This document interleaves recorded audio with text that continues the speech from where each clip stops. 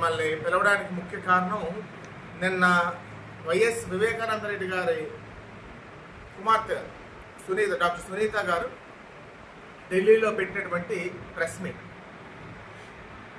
అంటే ఒక రక్తం పంచుకు పుట్టినటువంటి ఒక కుటుంబ సభ్యులు ఇంత మోసం, ఇంత వంచన అనేది రాజకీయ అవసరాల గురించి ఉంటుందా అంటే మనం సినిమాల్లో చూస్తాం. మోసం, వంచన రాజకీయ అవసరాలకి ఎవరి పేకైనా కోసేయడం, ఎవరినైనా మోసం చేయడం.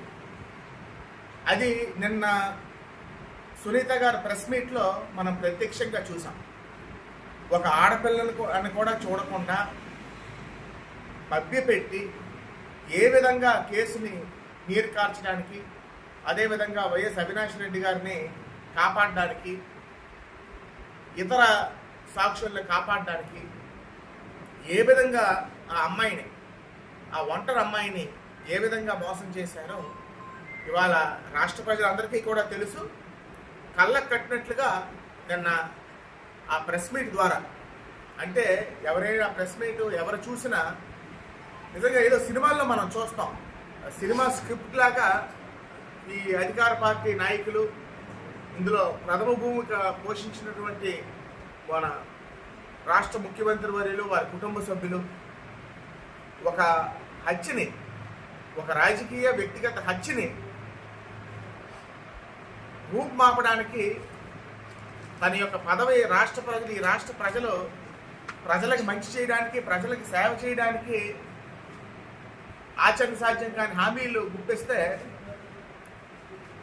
ప్రజలు ఈయన్ని ముఖ్యమంత్రి చేస్తే ఈ పదవిని ప్రజలకు మంచి చేయడం కన్నా ఈ కేసుని ఎలగనీరు కార్చడానికే ఎక్కువ శ్రద్ధ, కార్యదక్ష వహించినట్లుగా మనకు అర్థమవుతుంది.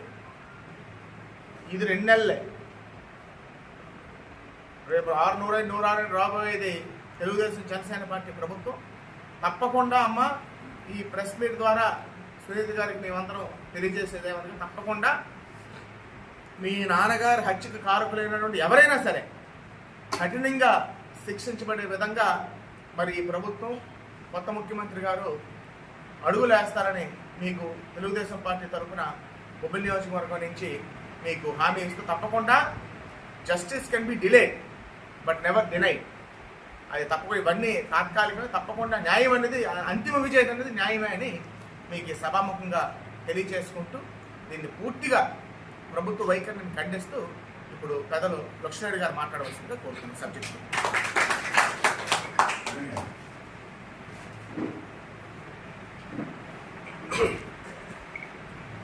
సునీత గారు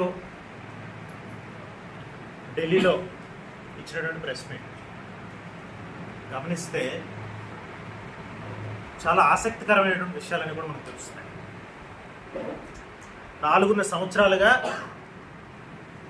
అనేక సందర్భాల్లో అడపాదడప ఆవిడ బాధను వ్యక్తం చేస్తూనే ఉన్నారు, కానీ చివరి క్షణం వరకు వెయిట్ చేశారు. మా అన్నయ్య కదా, ఎప్పటికైనా న్యాయం చేయకపోతాడా అని. కానీ ఆవిడ ఓపిక కూడా నశించి ఈరోజు పత్రికాముఖంగా రాష్ట్రంలో మహిళలందరికీ కూడా జగన్మోహన్ రెడ్డి ప్రతి మీటింగ్లో కూడా నా అక్కలు చెల్లెలు మాట్లాడుతున్నారు. మాటకి చేతకి రెండింటికి చాలా తేడా ఉంటుంది జగన్మోహన్ రెడ్డి మాటలని వాళ్ళ చెల్లె మనకు ప్రూవ్ చేసింది, ఇంకో చెల్లి కూడా మనకు ప్రూవ్ చేసింది. సొంత చెల్లికి, చిన్నాన్న కూతురైనటువంటి ఇంకో చెల్లికి న్యాయం చేయనటువంటి వ్యక్తి రాష్ట్రంలో ఉన్నటువంటి అక్కలకి, చెల్లెలకి ఏ రకంగా న్యాయం చేస్తాడనేటువంటిది మనందరం కూడా ఆలోచించుకోవాలి. రెండోది, ఇది పత్రికా విలేకరులకు బాగా తెలుసు. ఈ 5 సంవత్సరాలు దగ్గర అయిపోతున్న ఒక్క పత్రికా సమావేశం అయినా సరే జగన్మోహన్ రెడ్డి పెట్టగలిగాడా? మరి మీరందరూ ముందున్నారు. ఒక్క పత్రికా సమావేశమైన ఎందువల్ల? ప్రధానమైనటువంటిది తెలుగుదేశం పార్టీ అధికారంలో ఉన్నప్పుడు వివేకానంద రెడ్డి గారి హత్య వారి కుటుంబ సభ్యులే చేయించినప్పుడు చాలా తెలివిగా తెలుగుదేశం వాళ్ళ మీద తోసేసి రాజకీయ లబ్ధి పొందడానికి 2019 ఎలక్షన్ ఆయనకి పనికొచ్చింది. అప్పుడంతా ఏం చెప్పాడు? తెలుగుదేశం పార్టీ అధికారంలో ఉంది, సిబిఐ ఎంక్వైరీ వేయండి, సిబిఐ ఎంక్వైరీ వేయండి, సిబిఐ ఎంక్వైరీ వేయండి అని చెప్పి మౌతులు మారుపోయినట్టు మాట్లాడుతూ వచ్చాడు ప్రతి మీటింగ్లో. తీరా రాష్ట్ర ప్రజలు ఆయనకి అధికారంలోకి ఇస్తే సిబిఐ ఎంక్వైరీ లేదు. మీ పత్రికా విలేకరులందరూ కూడా పిలిచి మాట్లాడితే మీరు మొదట అడిగే ప్రశ్న ఏంటి? తెలుగుదేశం పార్టీ అధికారంలో ఉన్నప్పుడు సిబిఐ ఎంక్వైరీ మీరు ఏమన్నారో, మరి మీరు అధికారంలో ఉన్నప్పుడు సిబిఐ ఎంక్వైరీ ఎందుకు అక్కర్లేదంటున్నారని నేను కాదు మీరు అడుగుతారు. ప్రధానంగా ఆయనకి సమాధానం లేనటువంటి ప్రశ్న ఇది. ఈ ప్రశ్న మీకు చెప్పలేక, ఆంధ్ర రాష్ట్ర ప్రజలకు చెప్పలేక 5 సంవత్సరాల పాటు పత్రికా విలేకరులందరికీ కూడా మొహం చాటేసిన వ్యక్తి. ఇలాంటి వ్యక్తి మన దౌర్భాగ్యం. 5 సంవత్సరాలు మోసామో, ప్రజలు నష్టపోయారు. ప్రజలు ఇప్పుడు తెలుసుకున్నారు. మార్పు ఎవరైనా కోరుకుంటాం, కానీ మార్పు మంచికి మార్పు, చెడుకు మార్పు అనేది ప్రజలకు ఇప్పుడు అర్థమైంది.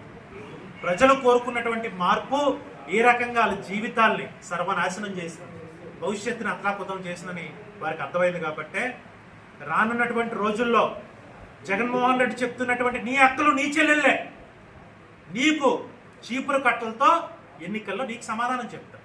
అది నువ్వు కూడా చూస్తావు అని ఈ సందర్భంగా మీ అందరికి కూడా తెలియజేసుకుంటూ సెలవు తీసుకుంటాం.